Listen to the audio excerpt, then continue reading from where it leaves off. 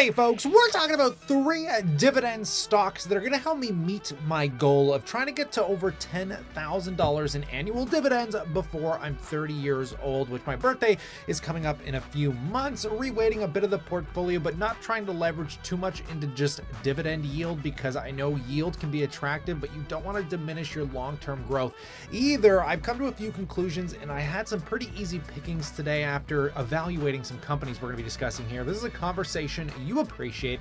In return, just hit that like button, folks. Let's get right into this with, first and foremost, probably a bit of a surprise to a lot of you guys. I actually added Pfizer stock. Now, Pfizer did a wicked dip this morning. We're going to take a look at that in a sec, but I added 86 shares at $50.11. I'm already up 3% on this weighting, but to be honest, I'm hoping it goes lower. I kind of have a fair value on this company between $40 and $45. So I started a relatively small position with the plan to continue to add to this company. So let's talk about Pfizer real quick, because this could be a controversial company. First and foremost, why did it drop, guys? Well, like many of the industry, there was a bit of lowered guidance. I think they slightly missed EPS, but great revenue numbers, and this thing has become a growth beast since the pandemic has taken place. But taking a look at the chart here, guys, in this one-day dip, which doesn't really reflect on, well, it's right here, actually. I mean, we dipped down 6.26% on a single day, which to me was a relatively large drop, and I didn't even have to think twice about it, because I've told you guys I've been eyeballing this company for a long time. It's been on my dividend list for a long time. It is a a healthcare beast comparable to Johnson & Johnson, but in some different facets of the healthcare space, which I am severely lacking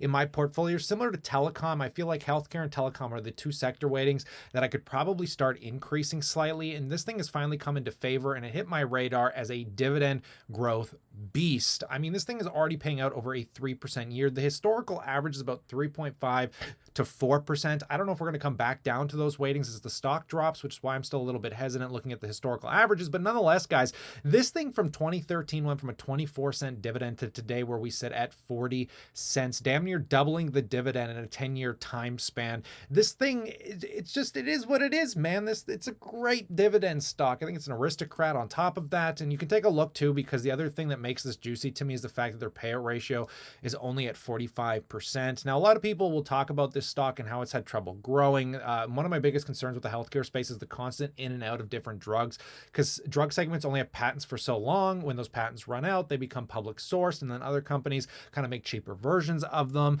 But honestly, because of this vaccine stuff, guys, I mean, take a look at this growth from $53 billion in 2018 to an expected $69 billion this year, with a little bit of a downplay in 2020. But just take a look at the quarter over quarter here, because this growth is nothing to, it makes you double look, because you're like, is this really coming out of Pfizer, considering it looked like the revenue peaked in 2017 and it's kind of flatlined ever since. But honestly, guys, what most people underlook about this company, and I couldn't believe this when I saw it, 1 out of every 6 people on earth are using their medicines and vaccines. 1.4 billion patients. I can't address enough. I don't want to get into the political rhetoric or any kind of the controversial statements behind this, but what they did over 2020 is nothing short of a marvel, like a medical marvel here. And it's just like, the more I look through this stuff, guys, and the fact that they have so much coming down their pipeline this year, a lot of advancements in cancer treatments, and a lot of that stuff's coming online this year to start divesting them a little bit more away from some of the other vaccine stuff as well. I don't know how you feel bad about this company. I mean, yeah, Johnson & Johnson, those companies kind of started like the opioid crisis. There's kind of two sides to these conglomerates when we're talking about healthcare companies. I know a lot of people get really divisive about this stuff, but they're even going to be coming out with the pill form now, so people don't have to take the vaccines either. Like, a lot more is coming out this year. And when this thing dropped 5%, I listened to the earnings call this morning, and I am not a biopharmaceutical genius. I don't know a lot about healthcare, so I'm kind of going based off, you don't know what you don't know, but just looking at the numbers, taking a look at these treatments, and just kind of getting a nice feel out for it, guys. I think this was a great place to start adding this to my overall dividend portfolio. And I want to know what you guys think about Pfizer personally. Like I said, I just need more exposure to healthcare. Obviously, this is all dependent on your own personal portfolio, but on the other side of the spectrum, guys, like I mentioned, I am adding banks. I'm continuing to add to Royal Bank. The entire financial sectors make up about a 17.5% weighting in my entire portfolio right now. And I'm just looking to divest away from some of that risk. So I'm continuing to add to my banks and my financial sectors, but I'm probably going to start putting a break on this right now because I don't want to get too overweighted because these things might keep growing and I don't want that weighting to get too fat. That's why I'm trying to look at some other aspects. But the Royal Bank, guys, another dividend beast. These stocks have outperformed a lot of the US banks recently. And on top of that, guys, you're getting a 3.25% starting yield. PE's come up a little bit, obviously, from the pandemic lows, but since we've gotten through the pandemic, the Canadian Treasury and the Canadian government finally released their hold. They were allowing them to re-increase dividends, do share buybacks, all that stuff we love. And this thing is not short of a dividend growth beast either. I mean, we only got data going back to 2016 here, but it does go farther back from 80 cents roughly in 2016 to $1.20 today, guys. This thing in a decade also doubling its dividend up. Just a beautiful cash flow machine, right? And unlike perhaps, say, some of these other companies, in the pandemic, I was shocked to find out that the actual total revenue has continued to grow. They did not skip a beat on revenue growth during that whole crisis, considering how much capital they had to put away for loan loss provisions. And I feel like every time one of these events happen, it really solidifies the strength of the banks. My biggest concern, though, with a lot of these large cap banks is they're largely exposed to the real estate market, which if we go into a rocky period of time with real estate, I think that's what could severely hinder their future potential. But everything has risk to both ends of it, guys. You kind of have to adjust your weightings based on some of that. But honestly, I really love my Canadian banks. Banks are bank. That's why I own Bank of Nova Scotia, Toronto Dominion, Bank of Canadian Imperial Bank, Royal Bank. I picked my four favorites, but you got BMO in there, Canadian National Bank, a lot of other great ones that you could get exposure to. Actually, I think BMO's been doing pretty well because they have that a little bit larger exposure to the oil sector, and they got hit a lot harder during that oil sell-off, but now they're coming back with a vengeance, baby. All-time highs. I love my banks. I mean, just take a look at the dividend payout on this sucker too, guys. Only 39.06%. Tons of room for share buybacks, dividend increases, and more stability in my life, which is why I love these guys. But now let's talk about the third and final stock that I have been buying pretty aggressively lately,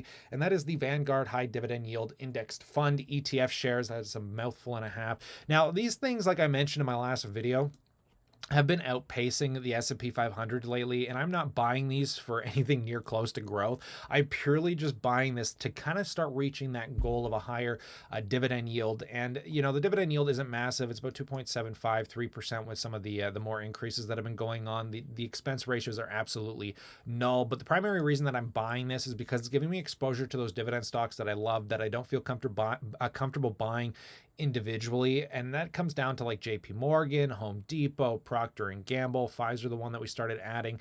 I mean, Bank of America, Cisco Systems, Broadcom, ExxonMobil, Pepsi's another one I already have. But the reason I chose this per se over something that a lot of you guys like more, and that a lot of you recommended, was Schwab, the US Dividend Equity ETF. I think both of these in tandem are absolutely incredible. Schwab over the longer period of time has had better performance, but the difference between these two, and the reason I like the other one better, is it gives me exposure to those top weighted companies in there that I personally like a lot more. Whereas this one is more focused, it's a little bit more healthcare focused with Merck & Company, which is something I was leaning toward, is maybe this would give me a bit more broader exposure to the healthcare sector, but I just don't like the concentration, because the whole purpose of me buying some of the S&P 500 indexes and some of these kind of diversified dividend ETFs is I don't want volatility. I want pure stability. And this thing is a little bit more heavily weighted. I mean, these top 10 holdings make up 40.76%, whereas in this ETF, they're only 24.33%. This is why Schwab is more likely to outperform, in my opinion. It's just a matter of personal preference here. Honestly, I could have went in either directions with these.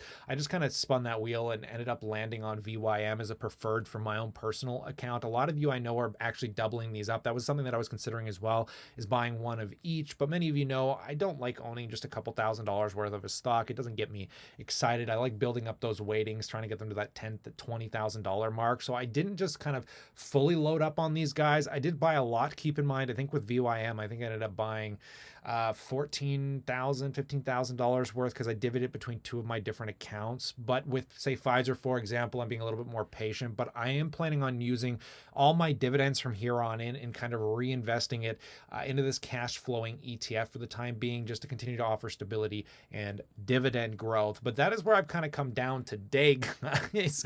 I'll be talking about my annual yield tomorrow. I think I might do an early release of kind of my portfolio rebalancing, because like I said, I'm trying to get to this goal of about $10,000 in annual dividends. With the amount of money I have, I should easily be able to achieve that without overweighting dividends or having to focus solely on, say, yielding 4 or 5% dividend stocks. Now, I am looking at reweighting my RioCan. I'm looking at other Canadian REITs because RioCan is a huge position. And honestly, guys, you don't know what you don't know. And I come to realize that I could have compared RioCan to something like Smart Centers or a lot of other Canadian dividend REITs that had the exact same performance from the time I was buying it, or dare I say better performance. So I'm kind of thinking that I can divest from that a little bit and maybe just add another REIT just to offer a little bit more stability. And some of those other REITs do pay higher cash flow, but more importantly, I want to listen to the earnings call first. I feel like these REITs have been doing some finicky things with their books by selling properties and just kind of divesting away from the more like apparel and movie theaters and some of the issues they have with those clients during the pandemic, which they're stating right now that their rental income has gone back up. The rents received are now at like 95 to 98%. The problem is I don't think that really reflects everything, because I think they've just kind of sold off some properties, got rid of those tenants, and because now they're gone, they're like, hey guys, because of our total portfolio here, it looks like everything's going back up, but realistically it might not be. So I'm just a little hesitant there, but I'm just looking around, guys. This has been a busy couple of weeks for me based off the current market situation. But again, once you see the portfolio overview, I think it'll kind of bring things into play. You'll get an idea of where I'm currently sitting. So consider subscribing for those updates. But I pass the question off to you. What do you guys think about Pfizer? What do you think about the Canadian banks? And what do you think about VYM? What are you buying? I'd love to hear about it. So stay cool, stay awesome. And as always, I look forward to catching you in the next one.